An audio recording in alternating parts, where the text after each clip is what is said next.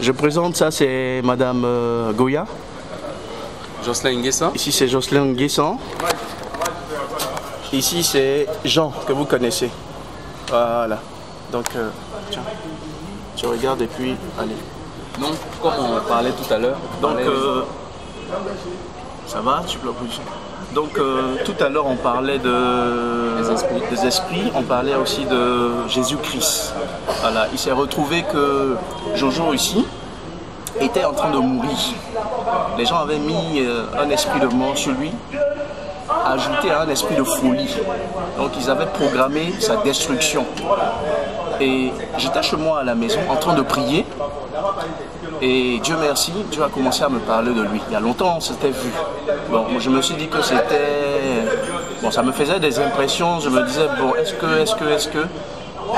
Et puis, Dieu faisant, j'arrive à la Riviera. Et voilà qu'on se croise à la boutique.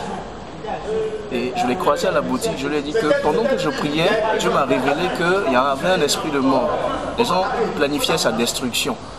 Et il a écouté dans l'amour et l'humilité. Il m'a donné un rendez-vous, passer chez lui pour pouvoir prier. Donc le voici, je le laisse vous parler lui-même. Donc c'est mon frère d'enfance, puis c'est un très grand chrétien. Moi j'étais dans le monde et grâce à lui, avec ses prières, surtout ses prières de proclamation, il est très fort dedans. Ça m'a beaucoup aidé et puis j'avais même des picotements au cœur. Et voilà que maintenant je me sens un peu mieux.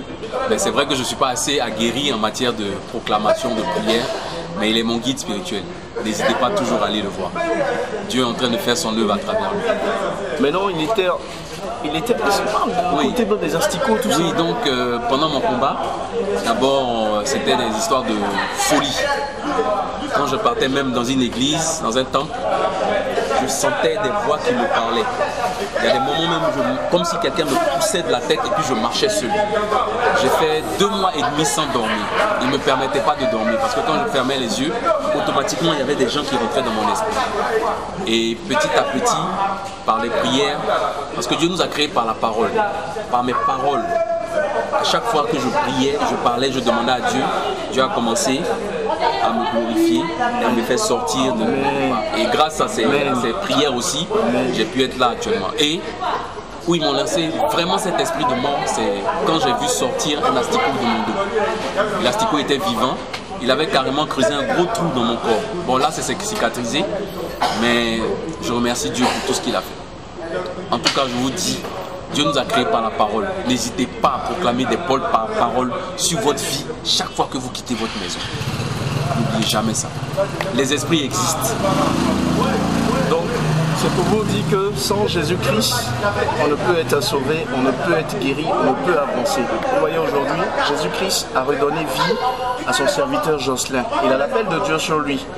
Et vous allez voir d'ici quelques temps, il va faire des choses vraiment miraculeuses. Dieu va l'utiliser parce qu'il vient de loin. Donc sur ce, que Dieu vous bénisse et donnez votre vie à Jésus-Christ. Amen.